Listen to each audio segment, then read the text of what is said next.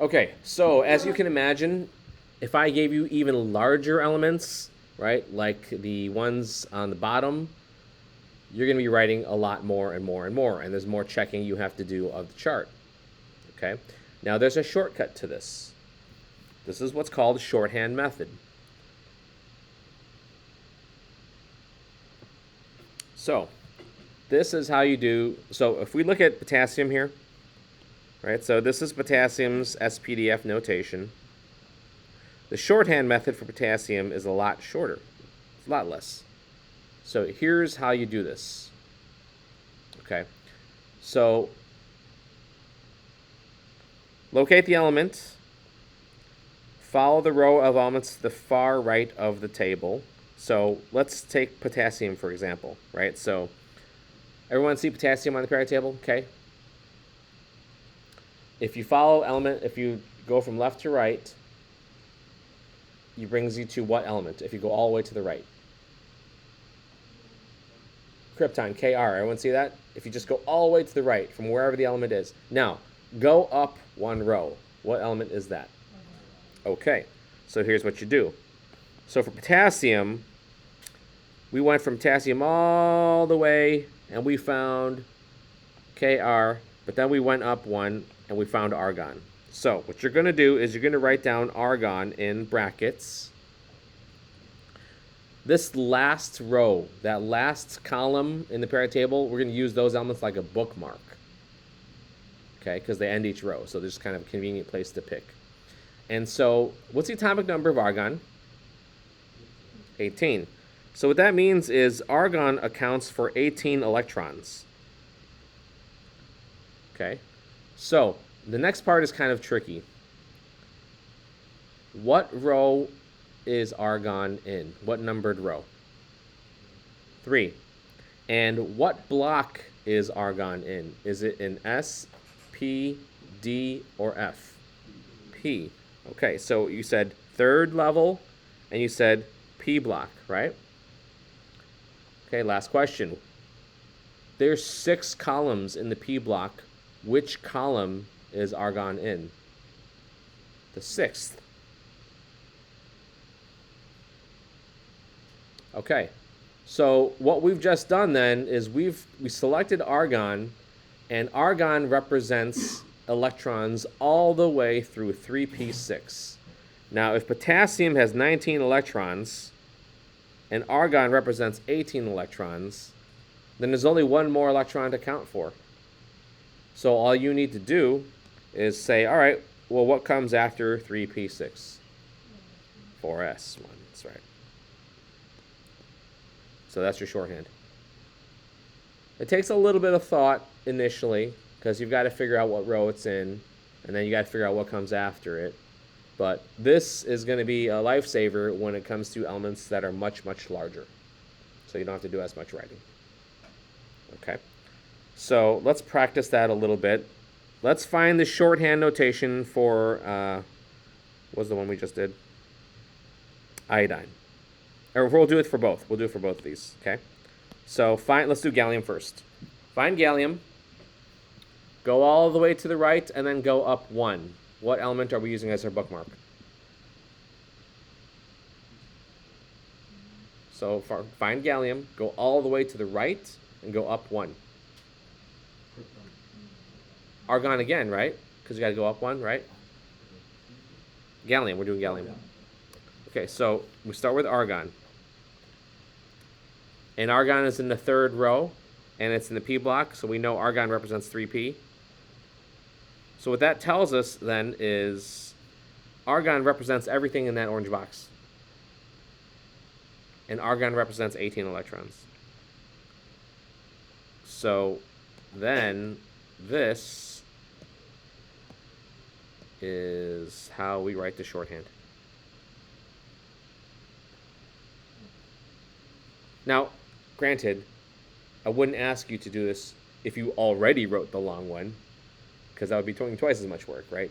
So let's do a fresh one. Write the shorthand notation for barium, Ba. Element 56.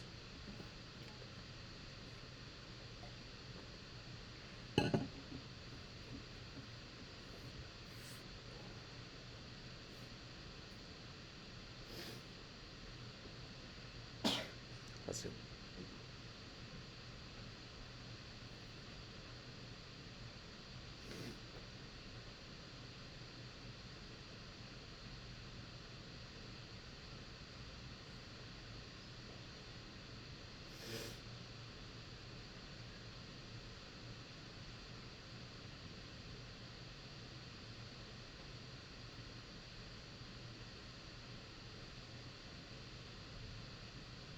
We have to account for 56 electrons.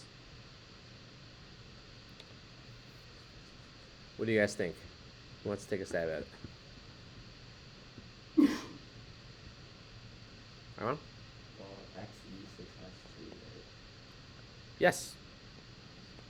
So if you go all the way to the right and up one, that's XE. XE is 54, and XC is 5P. 5P6. So barium has 56 electrons, and xenon represents 54 of them, so there's only one more subshell to go. It's 6S, and it's 2. So that's the shorthand. Were we able to get that, guys? Yeah, let's do another one. Let's do copper. Element 29.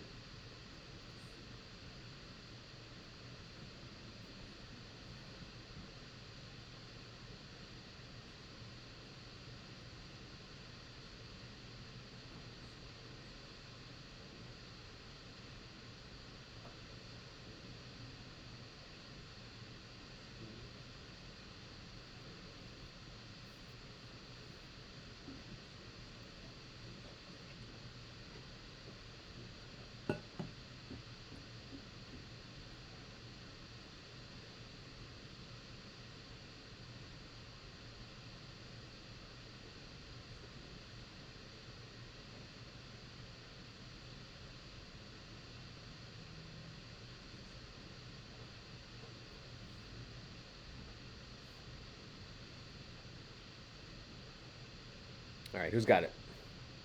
Shiv? Hold on. Start with the bookmark. Okay.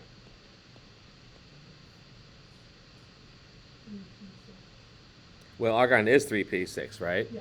Okay.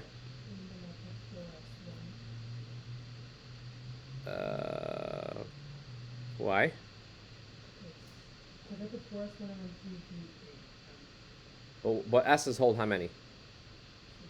Right.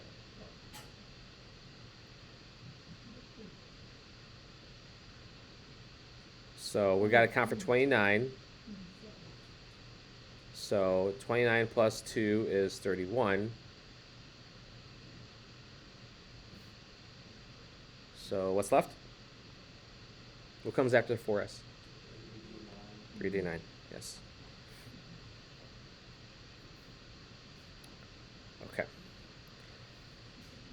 Remember, don't fill a subsequent subshell into the one before it is full. Go in order. Okay. Like if you're building a wall of bricks, you wouldn't leave a gap and then try to put bricks above the open space, right? Okay. All right, one more. Let's do silver, argentum, which is 47. Oops, it's AG, not AR.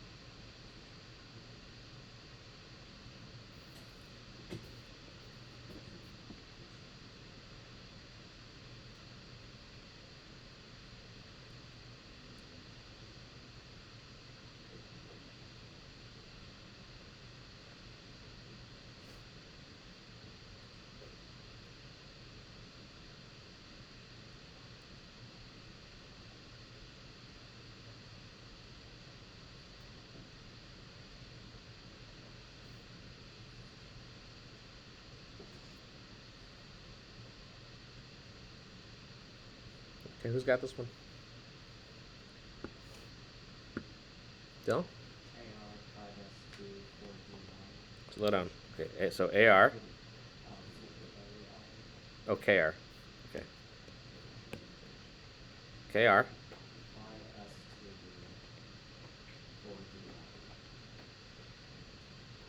4D9. Okay. So KR represents 36 electrons. And it's a 4p6. So after 4p6 comes 5s. So 36 plus 2 is 38. Plus 9 is 47. So the shorthand might take a little bit more time, right? And that's okay if you make some mistakes on it. How are we? So in general, how are we doing with taking an element and writing the regular notation, following the chart? I'm not going to ask you to memorize this chart. This chart right here will be given to you, like on a test or quiz. You just got to be able to read it correctly, and fill them in correctly. Okay. All right. So that's just to make sure we've got this. Let's take a couple minutes, fill these in, and then we'll check